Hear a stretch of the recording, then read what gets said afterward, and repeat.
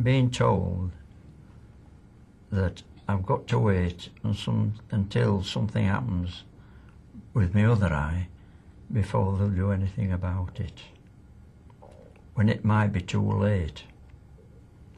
And if you only to imagine to yourself what it's like going blind.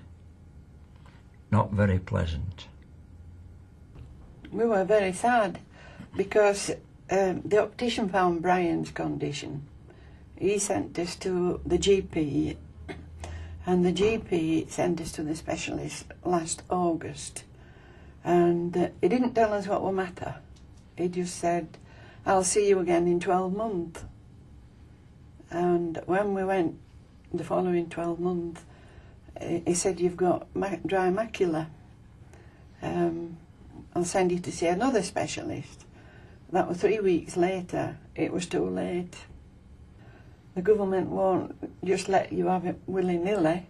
Even though we have a national NHS, the rich still benefit because you can still pay to have things done privately, and we have these really long waiting lists on the National Health Service. If you're booked in to have a hip replacement or just a routine, appointment, there are really long waiting lists, and you have to wait months. Whereas if you've got the money to pay for it, you can go to a private hospital and get it done the next day.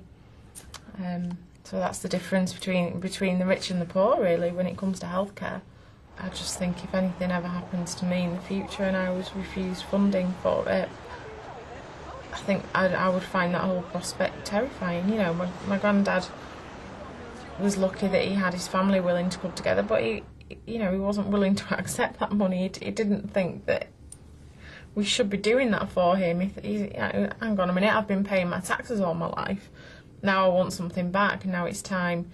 And I pay my taxes, and I'm quite happy to do that. I believe in it. I'm a liberalist, and I believe in that system. But it is quite frightening that it's got to this stage now, and the amount of debt we're in now, I can only see it getting worse.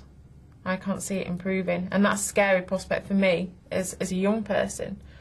I'm going to have healthcare problems in the future, well, most old people do, have one thing or another. If it's like this now for my grandparents, what's it going to be like for me when I'm their age? I can only see it getting worse, to be honest.